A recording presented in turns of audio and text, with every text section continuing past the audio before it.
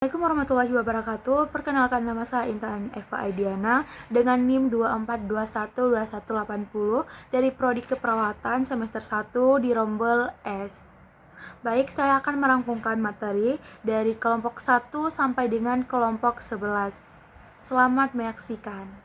Saya akan menjelaskan poin pertama dari kelompok 1 sampai dengan kelompok 11. Kelompok 1 yaitu tentang hakikat dan bahasa Indonesia. Yang kedua, sifat dan fungsi bahasa. Yang ketiga, kedudukan dan fungsi bahasa. Yang keempat, konsep bahasa Indonesia baku dan ejaan. Yang kelima, kaidah penggunaan tanda baca. Yang keenam, konsep bahasa baku dan ejaan. Yang ketujuh, penggunaan huruf. Yang kedelapan, teks dan belasan baku.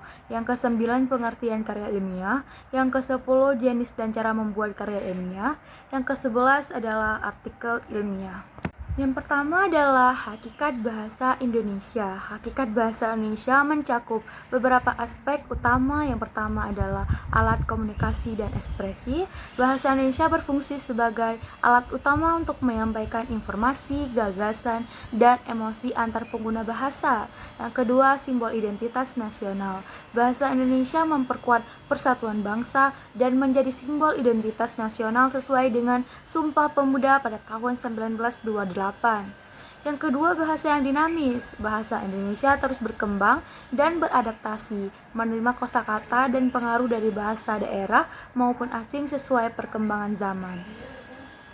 Fungsi utama bahasa Indonesia adalah sebagai alat pemersatu bagi keberagaman suku di budaya Indonesia, digunakan dalam konteks resmi seperti administrasi, pendidikan, dan media. Bahasa baku dan tidak baku. Bahasa Indonesia memiliki dua variasi, formal baku dan formal tidak baku yang digunakan sesuai konteks komunikasi.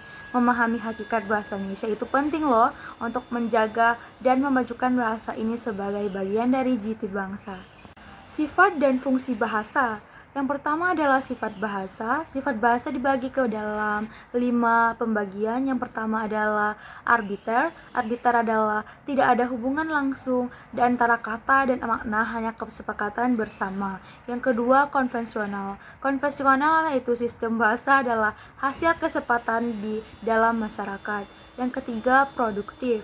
Produktif mampu menciptakan kalimat baru untuk mengungkapkan ide yang berbeda. Yang keempat adalah dinamis. Dinamis bahasa terus berkembang mengikuti perubahan zaman. Dan yang terakhir adalah beragam. Bahasa bervariasi sesuai budaya, wilayah, dan kelompok sosial. Selanjutnya, fungsi bahasa. Fungsi bahasa terbagi dalam 6 fungsi. Yang pertama adalah komunikatif, yaitu sebagai alat utama untuk berkomunikasi dan bertukar informasi. Selanjutnya, ekspresif. Ekspresif untuk mengekspresikan emosi atau perasaan. Yang ketiga, instrumental, yaitu memenuhi kebutuhan atau tujuan tertentu, misalnya meminta sesuatu. Yang keempat, regulatif, yaitu mengatur atau memengaruhi perilaku orang lain. Yang kelima, interaksional, yaitu membangun dan mempererat hubungan sosial. Dan selanjutnya adalah imajinatif atau mengeksplorasi imajinasi seperti dalam karya sastra. Kedudukan dan fungsi bahasa. Yang pertama adalah kedudukan bahasa. Ada bahasa nasional. Bahasa Indonesia menjadi simbol identitas dan pemersatu bangsa, diakui sejak Sumpah Pemuda. Yang kedua, bahasa negara. Bahasa Indonesia sebagai bahasa resmi negara digunakan dalam administrasi, hukum, pendidikan, dan komunikasi resmi. Selanjutnya, fungsi bahasa. Ada fungsi komunikasi, yaitu alat utama untuk berkomunikasi masyarakat Indonesia. Yang kedua, fungsi ekspresi budaya. Bahasa Indonesia mencerminkan nilai-nilai adat dan budaya masyarakat. Yang ketiga, fungsi imigrasi. Fungsi integrasi, yaitu mempererat hubungan antar suku daerah, menciptakan kesatuan nasional. Dan yang terakhir adalah fungsi pendidikan, digunakan sebagai bahasa pengaturan utama dalam pendidikan formal. Konsep bahasa Indonesia baku dan ejaan. Bahasa Indonesia baku. Bahasa Indonesia baku adalah variasi bahasa yang dianggap standar dan digunakan dalam situasi formal atau resmi. Ciri-ciri bahasa baku meliputi sesuai tata bahasa, mengikuti kaidah bahasa Indonesia yang benar. Kosakata baku yaitu menggunakan kata-kata yang sudah disepakati dan tercantum dalam Kamus Besar Bahasa Indonesia atau KBBI. Selanjutnya, objektif dan efisien, yaitu bahasa baku bersifat lugas, jelas, dan mudah dipahami dalam berbagai konteks resmi, seperti surat dinas, dokumen, hukum, dan pembelajaran. Ejaan bahasa Indonesia. Ejaan adalah aturan dalam penulisan bahasa, meliputi penggunaan huruf, tanda baca, dan penulisan kata. Di Indonesia, ejaan yang digunakan adalah ejaan bahasa Indonesia yang sebelumnya disebut ejaan yang disempurnakan. Aturan ejaan mencakup yang pertama, penggunaan huruf, penulisan huruf kapital dan huruf miring. Yang kedua, tanda baca seperti penggunaan koma, titik, tanda seru, tanda tanya, dan sebagainya. Yang ketiga, penulisan kata seperti aturan penulisan kata depan, imbuhan, gabungan kata, dan kata serapan. Tidak penggunaan tanda baca. Yang pertama, tanda titik. Digunakan di akhir kalimat pernyataan untuk memisahkan angka dalam tanggal. Yang kedua, koma dipakai untuk memisahkan unsur dalam daftar di antara dua klausa dan kalimat. Yang ketiga, tanda tanya digunakan di akhir kalimat tanya. Yang keempat, tanda seru dipakai untuk menyampaikan perintah, larangan, atau ungkapan nasional. Selanjutnya, titik 2 digunakan sebelum daftar atau penjelasan serta setelah salam pembuka dan surat resmi. Selanjutnya, tanda petik mengapit kutipan, langsung, judul, karya, dan atau istilah khusus. Selanjutnya, tanda petik tunggal mengapit pada makna atau penjelasan di dalam kutipan langsung. Selanjutnya, tanda kurung untuk menyisipkan informasi tambahan atau keterangan dalam kalimat. Dan tanda hubung menyambungkan suku kata yang terpisah di baris atau masuk golongan kata tertentu. Dan yang terakhir adalah tanda pisah untuk memisahkan keterangan yang menjelaskan atau menegaskan bagian kalimat. Penggunaan huruf. Penggunaan huruf dalam bahasa Indonesia memiliki aturan tertentu yang membantu meningkatkan kejelasan dan formalitas dalam tulisan. Huruf kapital digunakan untuk awal kalimat, nama, diri, judul sapaan, serta nama, hari atau peristiwa penting. Huruf miring dipakai untuk penegasan judul karya, kata asing yang belum sepenuhnya diserap.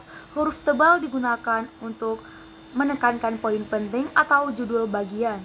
Memahami dan menerapkan aturan ini membantu penulis menyampaikan pesan secara efektif dan sesuai dengan kaidah bahasa Indonesia. Teks dan belasan baku. Teks adalah kumpulan kalimat yang menyampaikan informasi atau gagasan secara tertulis, sedangkan bahasa baku adalah bentuk bahasa yang mengikuti aturan resmi yang telah disepakati. Dalam teks baku, penting untuk kita mengikuti kaidah tata bahasa, ejaan, dan penggunaan kata yang tepat agar pesan yang disampaikan jelas dan mudah dipahami. Teks baku sering digunakan dalam situasi formal seperti dokumen resmi, laporan, atau materi akademik. Dengan mempergunakan bahasa baku, komunikasi tertulis menjadi lebih efektif dan sesuai dengan standar bahasa yang berlaku. Pengertian karya ilmiah. Karya ilmiah adalah tulisan yang disusun secara sistematis dan berdasarkan pada penelitian atau kajian ilmiah untuk mengungkapkan hasil analisis, pemikiran, atau penemuan dalam suatu bidang.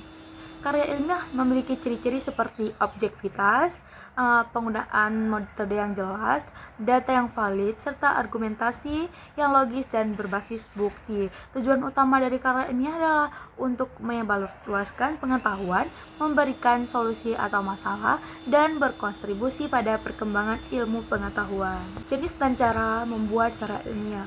Karya ilmiah terdiri dari beberapa jenis, diantaranya artikel ilmiah, yaitu menyajikan hasil penelitian atau kajian secara singkat dan padat. Yang kedua, laporan penelitian, perinci proses dan hasil penelitian yang dilakukan. Yang ketiga, skripsi, tesis, disertasi. Seperti karya ilmiah yang lebih mendalam, biasanya dibuat sebagai tugas akhir dalam pendidikan tinggi. Yang terakhir adalah makalah. Karya makalah ilmiah yang membahas suatu topik secara struktur sering digunakan dalam seminar atau perkuliahan. Cara membuat karya ilmiah meliputi langkah-langkah berikut. Yang pertama, pemilihan topik. Tentukan topik yang jelas dengan relevan dengan bidang ilmu yang ditekuni. Yang kedua, literatur. Lakukan pencarian dan kajian terhadap referensi yang mendukung topik. Yang ketiga, penyusunan proposal. Rencanakan penelitian atau pembahasan secara rinci. Yang keempat, pengumpulan data. Dilakukan observasi, eksperimen, atau analisis yang diperlukan. Selanjutnya, analisis dan penulisan, yaitu oleh data yang diperoleh dan susun hasil analisis dalam format yang sistematis dan terstruktur. Selanjutnya, penyusunan daftar pustaka. Cantumkan referensi yang digunakan dalam karya ilmiah. Yang ketujuh, referensi. Periksa dan perbaiki tulisan untuk memastikan kelengkapan dan keakuratan. Dan yang terakhir adalah, dengan mengikuti langkah-langkah tersebut, karya ilmiah dapat disusun dengan baik dan memenuhi standar akademik. Artikel ilmiah. Artikel ilmiah adalah tulisan yang berisi hasil penelitian, kajian, atau pemikiran ilmiah yang disusun secara sistematis dan objektif untuk menyampaikan informasi atau temuan tertentu. Dalam bidang ilmu pengetahuan, artikel ilmiah memiliki ciri-ciri seperti penggunaan metode ilmiah, data yang valid, serta referensi yang relevan. Tujuan utama artikel ilmiah adalah untuk menyebarkan pengetahuan, memberikan wawasan baru, dan berkontribusi pada perkembangan ilmu pengetahuan. Penyusunannya meliputi pendahuluan, tinjauan pustaka, metodologi, hasil dan pembahasan, serta kesimpulan.